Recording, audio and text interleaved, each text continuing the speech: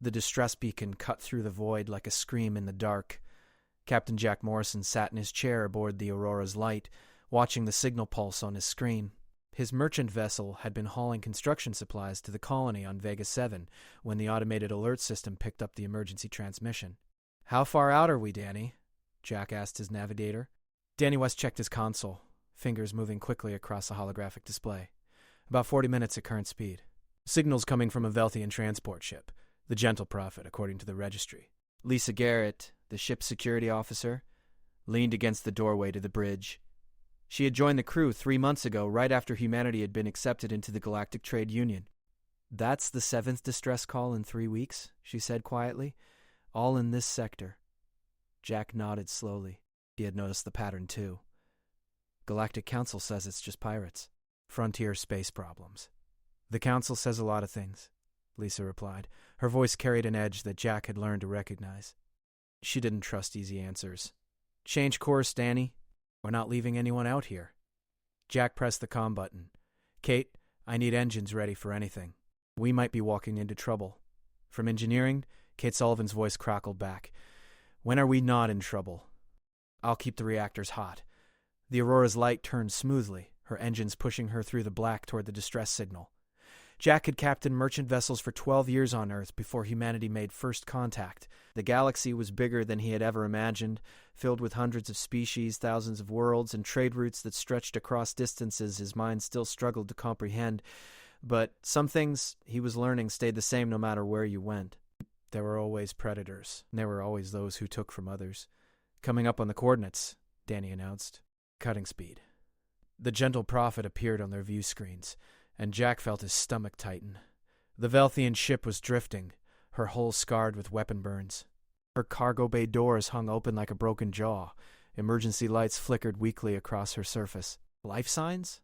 Jack asked. Lisa checked her sensors. "None. The ship's been gutted. Cargo holds are empty. Crew quarters." She paused. "No bodies. No escape pods launched either." "They took the crew," Danny said softly. Jack stood from his chair and moved closer to the view screen. The Velthians were a peaceful species, traders and artists mostly. They had welcomed humanity into the Galactic Trade Union with open arms, sharing their knowledge of safe routes and fair trade practices.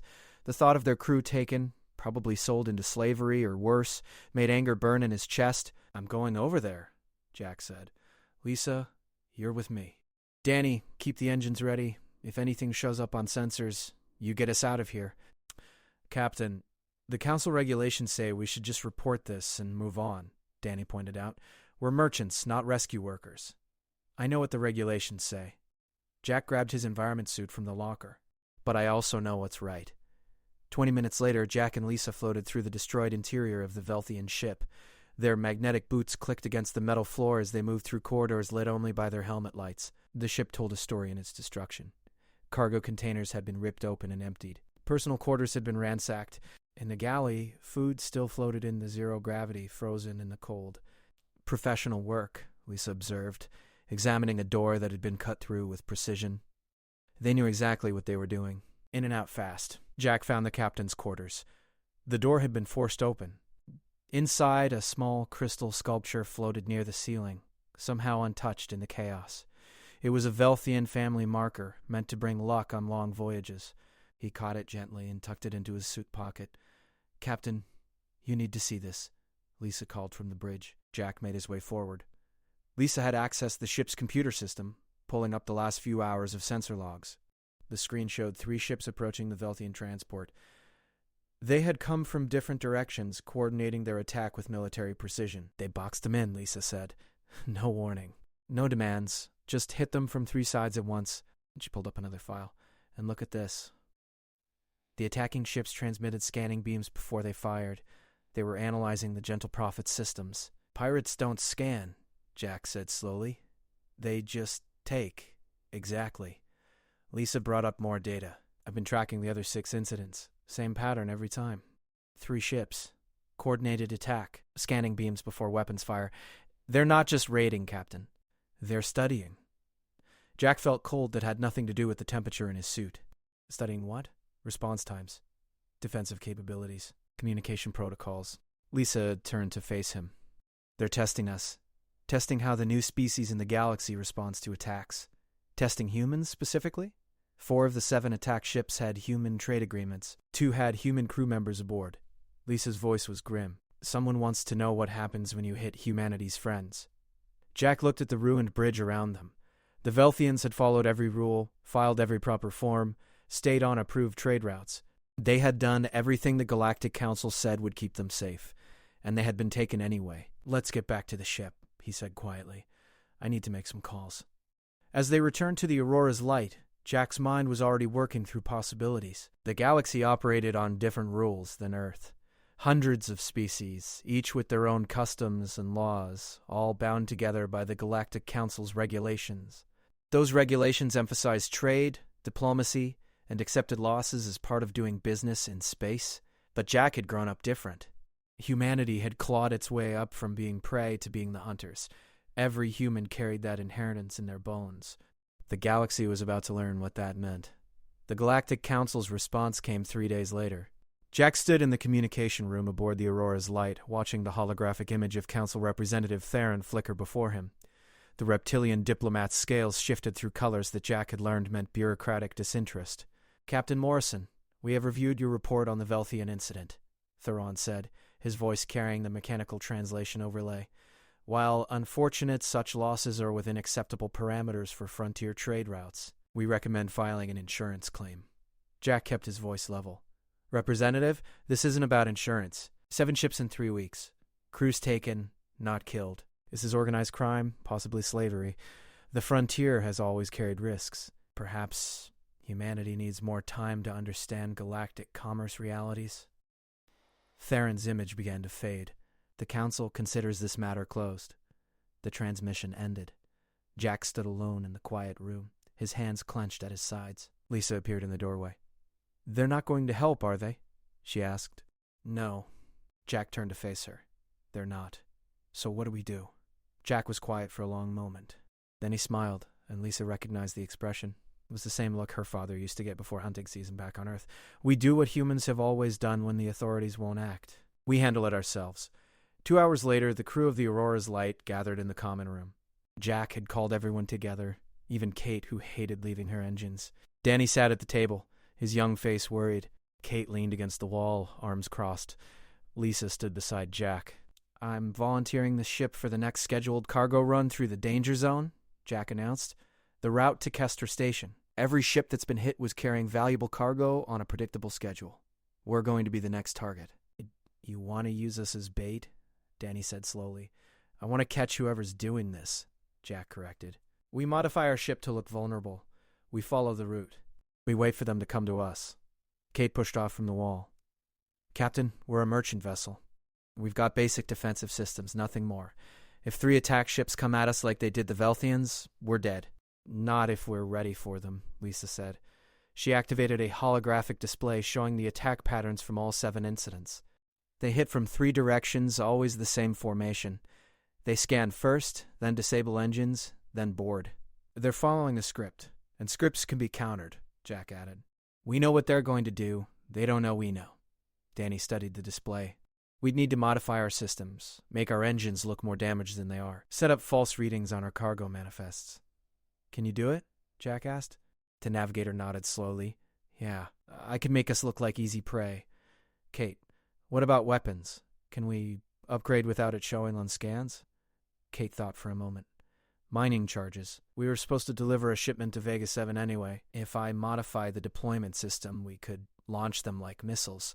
Short range, but effective. They'd read as cargo on scans, not weapons." "Do it." Jack looked at each of his crew members. "I need to be clear about something. What we're planning, it's not defense. We're setting a trap. We're hunting them. The Galactic Council won't approve. Some species might call it barbaric." "Some species haven't been hunted to near extinction and survived," Lisa said quietly. "Humans understand predators because we used to be prey. Then we learned to hunt back." Danny spoke up, his voice uncertain. "Captain, is this right? I mean, shouldn't we let the proper authorities handle this?" "The proper authorities told us to file an insurance claim," Jack replied. "While we're doing paperwork, more crews are being taken. More families are losing people. The Velthian crew from the Gentle Prophet, they're still out there somewhere. Every day we wait is another day they're suffering. And if we're wrong, Danny pressed, if these aren't the same attackers, then we defend ourselves against pirates and turn them over to the council, Jack said. But Lisa's data doesn't lie. Same patterns, same methods, same targets. This is organized, and it's testing humanity's response. Kate nodded. I'm in. My sister's on a colony transport. If these people are targeting human-connected ships, she could be next. I'm in too, Lisa said immediately. All eyes turned to Danny. The young navigator looked at the holographic display, then at his captain. My mom always said humans survived because we protected the pack. I guess that makes anyone traveling these routes part of our pack now. He managed a weak smile. Let's go hunting. Over the next 2 days, the Aurora's light transformed. Kate worked 18-hour shifts modifying the mining charges, turning peaceful excavation tools into weapons. Danny carefully corrupted their system signatures, making their engines appear older and more vulnerable than they were. Lisa drilled the crew on emergency procedures, turning merchants into soldiers. Jack filed their flight plan with the Galactic Trade Authority, requesting the route to Kestor Station, the same route where 3 ships had been attacked in the past month. The clerk who processed his request was a Mindorian, a species known for their excellent memory. Captain Morrison, I must inform you that this route has experienced elevated risk recently, the clerk said through the comm channel. I'm aware, Jack replied, but we have a delivery deadline. We'll take our chances. Very well. Safe travels. The clerk's tone suggested he didn't expect to see the Aurora's light again. As the ship prepared to depart, Jack stood on the bridge looking out at the stars. Somewhere out there, predators were waiting. They had been picking off ships, taking crews, growing bolder with each successful raid. They thought they understood how the galaxy worked. They thought they knew the rules, but they had never hunted humans before. They didn't understand that humanity had spent millions of years learning to turn the tables on predators. That human ancestors had looked at creatures bigger, stronger, and faster than themselves and decided to hunt them anyway. The Aurora's light's engines hummed to life. Danny set their course, plotting them through the danger zone at a speed that would look cautious, vulnerable, like a ship trying to sneak through unnoticed. Course laid in, Captain, Danny reported. Take us out, Jack ordered. The ship moved forward into the black. Behind them, the safe routes of the inner systems fell away. Ahead, the frontier waited, and somewhere in that darkness, predators were watching their sensors, seeing another potential victim approaching. They would come. Jack was certain of that. And when they did, they would learn that humans don't bargain with predators. They hunt them. The Aurora's light drifted through the debris field of Helix, 7 like wounded prey. Jack had ordered the engines reduced to minimal power, creating a heat signature that screamed vulnerability to anyone watching.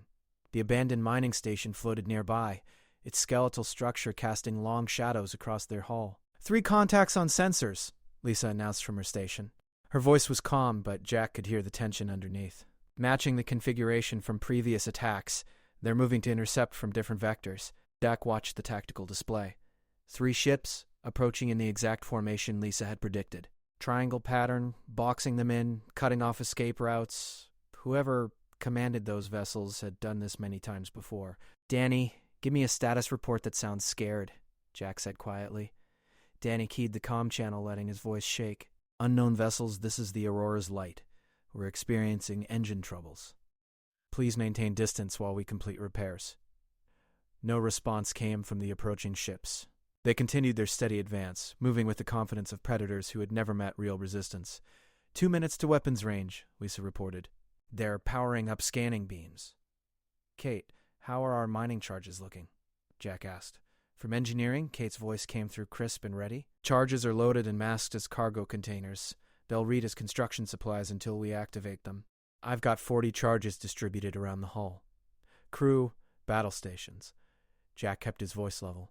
Remember, we let them think they're winning right up until the moment we show them they're not. The 3 attack ships closed in. Through the view screen, Jack could see them now.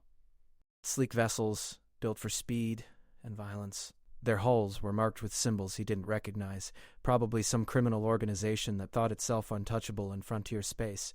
The lead ship transmitted a message. The voice was rough, translated from a language Jack didn't know. Human vessel, cut your engines and prepare to be boarded. Resistance will result in the death of your crew. They always say that, Lisa muttered. Makes people freeze up, comply out of fear. Jack opened the comm channel. We're just merchants. Take what you want. Just don't hurt anyone. He could almost feel the satisfaction from the attacking ships. Another easy target. Another crew too scared to fight back. The 3 vessels moved into boarding positions, their weapons trained on the Aurora's Light's critical systems. "They're launching boarding pods," Danny reported. 4 pods, heading for our airlocks. Let them get close," Jack said. "Kate, prepare to reroute all power to engines and weapons on my mark." The boarding pods crossed the distance between ships. Jack watched them come, metal capsules filled with raiders who thought they were about to claim another prize. He waited until they were 30 seconds from attachment. "Now!" Jack shouted. Everything happened at once. Kate rerouted power through systems that suddenly blazed to life. The Aurora's Light's engines, which had been limping along, roared to full capacity. Danny threw the ship into a maneuver that sent the boarding pods spiraling past their targets, missing the airlocks completely. And Lisa activated the mining charges. 40 containers that had been drifting lazily around the Aurora's Light suddenly armed themselves and shot outward in a predetermined pattern. They weren't aimed at the attack ships directly. Instead, they spread out in a 3-dimensional web, creating a field of explosive mines between the Aurora's Light and its attackers. The lead attack ship tried to back away and flew directly into 3 charges. The explosions ripped through its forward shields, sending the vessel spinning. The second ship attempted to maneuver around the minefield and found itself isolated, separated from its companions. Jack didn't wait. "Danny, take us straight at the lead ship. Full speed." "Captain, that's insane," Danny protested, even as his hands moved to obey. "They're expecting us to run?" Prey runs. "We're not prey." The Aurora's Light surged forward, charging directly at the damaged lead ship. The raiders aboard must have been confused, their sensors showing a merchant vessel behaving like a warship. They fired their weapons, but Danny was already moving, using the debris field like cover, weaving between chunks of the old mining station. Lisa returned fire with the Aurora's Light's defensive cannons. They weren't military grade, but at close range they didn't need to be. Her shots hammered into the lead ship's already damaged shields, forcing it to retreat. "Second ship is trying to flank us," Danny called out. "I see it." Jack watched the tactical display. The second raider was moving through the debris field, trying to get behind them. "Kate, how fast can we turn?" "Faster than regulations allow," Kate replied. "But the stress on the hull—" "Do it." The Aurora's Light spun on its axis in a maneuver that made the artificial gravity struggle to compensate. Jack felt his stomach lurch as the ship completed a turn that should have taken twice as long. They came around facing the second raider ship, catching it completely off guard. Lisa didn't hesitate. She launched another spread of mining charges directly at the approaching vessel. The raider tried to dodge, but the charges were already too close. 2 of them detonated against its hull, and the ship's engines flickered and died. 2 down, Lisa reported. "Third ship is breaking off." Jack saw it on the display. The third raider ship was turning, trying to flee back into deep space. He felt something cold settle in his chest. If that ship escaped, it would warn others. The raids would continue, just more carefully. "Danny, can we catch it?" The navigator checked his console. "Maybe. They've got a faster ship, but we've got momentum from the gravity assist around Helix." 7. "If we push the engines past safety limits, do it." "Kate, give Danny everything you've got." The Aurora's Light leaped forward like a hunting dog released from its leash. The debris field blurred past them as they accelerated, chasing the fleeing raider ship. Behind them, the 2 damaged vessels were left drifting, their crews probably frantically trying to restore power. "They're heading for the asteroid belt," Danny said. "If they make it there, we'll lose them in the sensor interference." Jack leaned forward in his chair. The raider ship was fast, but it was also panicking. Its course was erratic, wasting energy on unnecessary maneuvers. The Aurora's Light followed with grim determination, steady and relentless. "Firing range in 30 seconds, Lisa announced. "Target their engines only," Jack ordered. "I want them alive to answer questions." 20 seconds. The asteroid belt loomed ahead, millions of rocks that would make tracking impossible. The raider ship was almost there, almost safe. 10 seconds. Lisa's fingers moved across her weapons console, calculating trajectories, accounting for the target's evasive maneuvers. 5 seconds. "Fire," Jack said quietly. The Aurora's Light's cannons spoke. Energy bolts crossed the distance in an instant, slamming into the raider ship's engine compartment. The vessel shuddered, its engines dying in a cascade of sparks and venting atmosphere. It tumbled forward, momentum carrying it into the asteroid belt where it crashed against a large rock and came to rest, broken but intact. "Got them," Lisa said. Jack let out a breath he hadn't realized he'd been holding. Around them, space was quiet again, except for the hum of their own engines. 3 Raider ships disabled or destroyed, 0 casualties on his crew.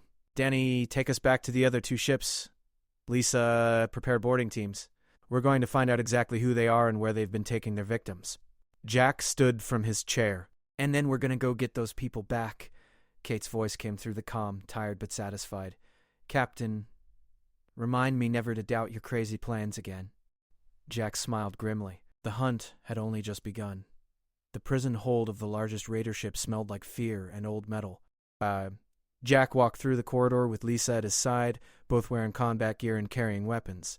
The Raider crew had surrendered without much fight once their ships were disabled. Now 23 Raiders sat in their own brig, watched over by Danny and 2 crew members Jack had borrowed from a nearby human freight hauler. The Raiders called themselves the Krenth Syndicate. Their leader, a tall, insectoid creature named Vexer, sat in the corner of the cell with his compound eyes fixed on Jack. Even defeated, he radiated arrogance. "You have made a mistake, human," Vexer chittered through his translator. "The Syndicate has powerful friends. You have no authority here." Jack crouched down to eye level with the Raider leader. "I have all the authority I need. You attacked ships under human protection. You took crews. Where are they?" Vexer's mandibles clicked in what might have been laughter. "Sold. Scattered across a dozen markets. You will never find them all." He leaned forward. "Your species is new to the galaxy? You do not understand how things work. The strong take from the weak. The Council knows this. They accept it. The Council isn't here right now," Jack said quietly. "I am." Something in his voice made Vexer pull back. Lisa stepped forward, holding a datapad.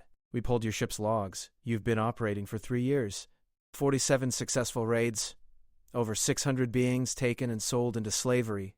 She looked at Vexer with cold eyes. "But you made a mistake with the last 7 raids. You targeted ships with human connections." "We were testing your species," Vexer admitted, "seeing how you respond to losses. Most new species complain to the Council, file reports, then accept their fate. We expected humans to do the same." "We're not most species," Jack said. He stood up. "You're going to tell us everything. Every market you've sold to. Every location you've used. Every contact in your organization. And if I refuse, then you stay in the cell while we hunt down your friends one by one. Eventually, someone will talk. But by then, the Galactic Council will have you for trial, and I understand they don't treat slavers kindly." Jack paused. "Or you can cooperate now, and maybe I'll mention that to the prosecutors." Vexer was silent for a long moment. Then his shoulders sagged. "There is a holding facility on Krenthos Prime. The Syndicate keeps high-value captures there before transport to buyers. Your Velthian crew, they would be there. They were worth more intact." Lisa made notes on her datapad. "Coordinates?" Vexer provided them, his voice defeated. As Jack and Lisa left the brig, they could hear the other Raiders beginning to talk, offering information in hopes of lighter sentences. 3 hours later, Jack stood in the communication room of the Aurora's Light, facing a full session of the Galactic Council. The holographic chamber showed representatives from 30 different species, all watching him with varying degrees of interest or irritation. Council Director Malthus, a floating jellyfish-like being, pulsed with agitated colors. "Captain Morrison, you have created a significant diplomatic incident. You attacked vessels in neutral space without authorization." "I defended my ship against pirates," Jack replied calmly. "The same pirates who have been raiding this sector for 3 years while the Council did nothing." "The Council has procedures," Malthus insisted. "Reports must be filed, investigations conducted. You cannot simply take justice into your own hands." Jack activated his own datapad. The holographic display filled with images and files. Crew manifests from 47 different ships. Images of beings from a dozen species. Names, dates, locations. "These are the victims of the Krenth Syndicate. 612 beings. Taken from ships traveling on Council-approved routes.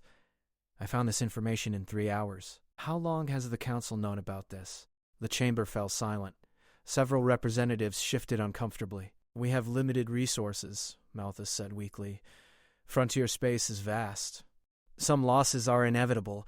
"These aren't losses," Jack said, his voice hard. "These are people, families, crew members who trusted that following Council regulations would keep them safe." He paused, letting that sink in. "Among the victims are 17 species currently represented in this chamber. Your people, taken while you debated procedures A new voice spoke up. Representative Theron, the same diplomat who had dismissed Jack's initial report. "What do you propose, Captain Morrison? That we dispatch military forces based on the word of one human merchant? I propose you do your job," Jack snapped. "But since you won't, I'll do it for you. The Krenth Syndicate has a holding facility on Krenthos Prime. That's where they're keeping the recent captures, including the Velthian crew from the Gentle Prophet. I'm going to get them." "That's insane," Malthus protested. "Krenthos Prime is a fortified moon. The Syndicate has hundreds of fighters. You're one merchant ship." "Actually," a new voice cut in, "he's not alone." Jack looked at his secondary display. Captain Helen Ward of the merchant vessel Stone's Throw had joined the transmission. "My ship will be joining Captain Morrison. The Syndicate hit one of my supply convoys last year. I'd like a word with them." Another voice joined. The freight hauler New Dawn is also volunteering. Then another. "The colony transport Hope's Landing stands with Captain Morrison." Within minutes, 20 human vessels had pledged to join the mission. Merchants, freight haulers, even a passenger liner. None of them were military ships. All of them were volunteers. Malthus's colors shifted through patterns that Jack's translator couldn't interpret. "This is unprecedented. Unauthorized military action by civilian vessels. The Council cannot sanction this." "Then don't," Jack said simply. "We're not asking for permission. We're informing you of our intentions as a courtesy. The people on Krenthos Prime have been waiting long enough." Representative Terran spoke again, his voice quieter now. "Captain, even if you succeed, you are setting a dangerous precedent. What happens when others decide to take justice into their own hands?" Jack looked directly at the reptilian diplomat. "Maybe they'll think twice before raiding ships in the first place. Maybe they'll learn that some species don't accept losses as inevitable. Maybe they'll understand that humans protect their pack, and anyone traveling these routes is part of that pack now." An elderly representative from the Velthian delegation raised a tentacle. Her voice was shaky with emotion. "Captain Morrison, my nephew was aboard the Gentle Prophet. If there is any chance he still lives, I beg you to bring him home." "I will," Jack promised. "Or I'll make sure everyone responsible answers for what they've done." The council session dissolved into arguments. Some representatives demanded Jack be arrested. Others quietly thanked him. Malthus called for order repeatedly, his colors flashing in distress. Jack closed the transmission. Lisa stood beside him, a slight smile on her face. "Well, that went better than expected." "Did it?" "You didn't get arrested, and we've got 20 ships ready to help." Lisa pulled up a star chart showing Krenthos Prime. "The Syndicate probably heard that whole transmission. They'll be ready for us." "Good," Jack said. "I want them to know we're coming. I want them to have time to think about what they've done. I want them to understand that they picked the wrong species to test." Danny's voice came through the comm. "Captain, the other human ships are requesting coordinates for a rendezvous point." Jack studied the star chart. Krenthos Prime sat in contested space far from Council patrol routes. The perfect place for criminals to operate with impunity. "Set the meeting point at the outer marker, just outside the Krenthos system. Give everyone 3 days to arrive." 3 days might not be enough time for some of the ships, Danny pointed out. "Then they'll catch up," Jack replied. "The people in that facility have been waiting for months, some of them for years. Every day we delay is another day they suffer." He looked out at the stars, thinking about the Velthian crew, the 600 beings scattered across slave markets, all the families wondering if their loved ones were alive. The galaxy ran on rules that accepted such things as the cost of doing business. But humanity had different rules, older rules, carved into human nature over millions of years of survival. Predators who hunted humans learned painful lessons. Those who took from the pack faced the pack's retribution. The Krenth Syndicate was about to learn what that meant. 3 days until the hunt continued. 20 human ships hung in space at the outer marker like a pack of wolves waiting for the signal to hunt. Jack stood on the bridge of the Aurora's light, watching the tactical display as the last few vessels arrived. Merchant haulers, colony transports, even a small passenger liner. None designed for combat, all crewed by volunteers who had decided enough was enough. Captain Helen Ward's face appeared on the communication screen. The older woman had been running freight routes for 15 years. "All ships are reporting ready, Captain Morrison. Though I have to say, this is the strangest fleet I've ever been part of." "Agreed," Jack replied. "But we're not here to look impressive. We're here to get people out." He activated the fleet-wide channel. "All ships, this is Morrison. I want to be clear about something. What we're doing is dangerous. The Krent Syndicate has had 3 days to prepare. They know we're coming. If anyone wants to back out, now is the time. No judgment, no shame. The channel was quiet for a moment. Then Helen's voice came back strong. My crew votes to continue. New Dawn continuing, another captain confirmed. One by one, every ship reported in. 20 vessels, nearly 400 crew members, all willing to risk themselves for people they'd never met. Lisa appeared at Jack's shoulder. Reconnaissance drones just sent back data from Krenthos Prime. The Syndicate has reinforced their position. 40 fighter craft, defensive satellites, and the facility itself is shielded. Show me. The tactical display zoomed in on Krenthos Prime, a barren moon orbiting a gas giant. The Syndicate facility sat in a crater, protected by layers of defenses. Fighter craft patrolled in set patterns. Automated weapons platforms dotted the surrounding terrain. Danny whistled softly. They're not taking any chances. A direct assault would get us cut to pieces. Then we don't assault directly, Jack said. He studied the display, his mind working through possibilities. Kate, can our mining charges take out those weapons platforms? If we can get close enough, Kate replied from engineering. But those fighters will intercept us long before we're in range, Jack smiled. Not if they're chasing the wrong targets. He opened the fleet channel again. All ships, here's the plan. We're going to split into 3 groups. Group 1, the fastest ships. You're going to draw off those fighters, lead them on a chase through the asteroid field nearby. Keep them busy. And the rest of us? Helen asked. Group 2 will target the weapons platforms and communication relays. We cut off their ability to call for help and take out their automated defenses. Group 3, the heaviest ships with the best shields. You're coming with me to the facility itself. Jack paused. We have one advantage. They expect us to fight like traitors, like civilians. We're going to fight like humans. The fleet broke into designated groups and began their approach to Krenthos Prime. Jack watched the fighter craft on his sensors, waiting for the moment they would detect the incoming ships. They've spotted us, Lisa announced. Fighters are launching, moving to intercept. Group 1 now, Jack ordered. 8 ships broke formation and accelerated toward the asteroid field, their engines blazing at full power. The Krenth fighters, programmed to respond to the largest threat first, turned to pursue. They chased the human ships into the swirling maze of rock and ice, exactly as Jack had hoped. Group 2, you're clear. Take out those platforms. The second group of ships spread out, approaching Krenthos Prime from multiple angles. They launched mining charges and makeshift missiles at the defensive satellites. Explosions blossomed across the moon's surface as the platforms died one by one. Jack led the third group straight toward the facility. Alarms were surely screaming inside the Syndicate headquarters now. They had expected a chaotic attack, maybe some angry merchants firing wildly. Instead, they were watching a coordinated strike that was systematically dismantling their defenses. A transmission came from the facility, Vexer's voice, angry and desperate. Human ships, you are committing an act of war. Cease your attack immediately, or the prisoners will be executed. Jack's jaw tightened, but he kept his voice calm. You have 6 hours to release all captives and surrender for trial. Those are the only terms. If you harm anyone in that facility, there won't be a corner of the galaxy where you can hide from us. You're bluffing. You're merchants, not soldiers. We're humans, Jack corrected. And we don't bluff. Lisa broke into the Syndicate's communication network, broadcasting the message on all frequencies. Attention Krent Syndicate personnel. Your defenses are falling. Your fighters are scattered. You have no reinforcements coming. Release the prisoners now and you'll face trial. Refuse and you'll face us. 3 hours passed.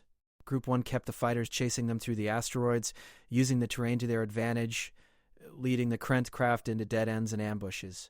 Group 2 had eliminated every weapons platform and communications relay, leaving the facility isolated and blind. Jack's group surrounded the main complex, weapons trained on every entrance and exit. The Aurora's light hovered directly above the main structure, close enough that Jack could see figures moving behind reinforced windows. Then the facility's main doors opened. Slowly, reluctantly, Krent Syndicate members began emerging with their hands raised. Security guards, technicians, administrators. They came out in groups, laying down weapons, surrendering without a fight. Captain, we're getting life sign readings from the lower levels, Lisa reported. Multiple species. Looks like they're in holding cells. Jack's heart raced. Helen, your team is with me. We're going in. They landed near the facility entrance and moved through corridors lined with empty guard stations. The syndicate members had abandoned their posts, gathering in the main courtyard under the watchful eyes of human boarding parties. Jack descended into the lower levels where the holding cells were located. The smell hit him first. Unwashed bodies, fear, despair. Then he saw them. Beings from a dozen different species, packed into cells designed for half their number. Velthians, Mindorians, even 2 humans from a colony ship that had disappeared 8 months ago. Jack found the control panel and opened every cell. "You're safe now. We're here to take you home." A young Velthian stumbled forward, her skin pale from lack of sunlight. "Who are you?" "Friends," Jack said simply. "Can you walk? We have medical teams standing by." Over the next hour, they evacuated 143 beings from the facility. Some could walk on their own, others needed help. The medical ships in Jack's fleet worked frantically to treat injuries, malnutrition, and trauma. Jack found the Velthian captain from the Gentle Prophet in the last cell. The older merchant was thin and weak, but alive. "Your aunt sends her regards," Jack told him. "She's waiting for you at the council station." Tears ran down the Velthian's face. "I thought no one would come." "The syndicate said the council wouldn't care about a few missing traitors. The council didn't come," Jack admitted. "We did." As the freed captives were loaded onto medical transports, Jack stood in the facility's command center. Danny had accessed their computers, pulling files on slave markets, buyer contacts, and the locations of other captives who had already been sold. This is bigger than we thought," Danny said quietly. The syndicate was part of a network. "Dozens of groups, all working together? Then we'll dismantle them one piece at a time," Jack replied. "Starting today." A transmission came through from the Galactic Council. Malthus appeared on the screen, his colors subdued. "Captain Morrison, we have received your report. The council is impressed and somewhat embarrassed." "Save the speeches," Jack said. "We found evidence of 17 more facilities like this one. Coordinates are being transmitted to you now. What are you going to do about it?" "Emergency legislation is being drafted as we speak. The human clause, we're calling it. An acknowledgement that different species have different approaches to justice and protection." Malthus paused. "The council is also establishing a joint task force to combat slavery in frontier space. We would like human representation on that force." "You'll have it," Jack agreed. "But understand something, Malthus. Humans don't wait for permission to do what's right. We don't accept losses as inevitable. We protect our pack, and everyone traveling these routes is part of that pack now. We are beginning to understand that," Malthus said softly. "The galaxy is changing, Captain Morrison. Your species is teaching us that perhaps we've accepted too much for too long." The transmission ended.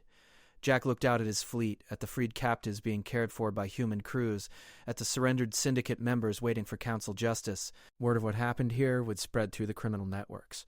The story of 20 merchant ships that became hunters, of humans who refused to accept that some beings were acceptable losses.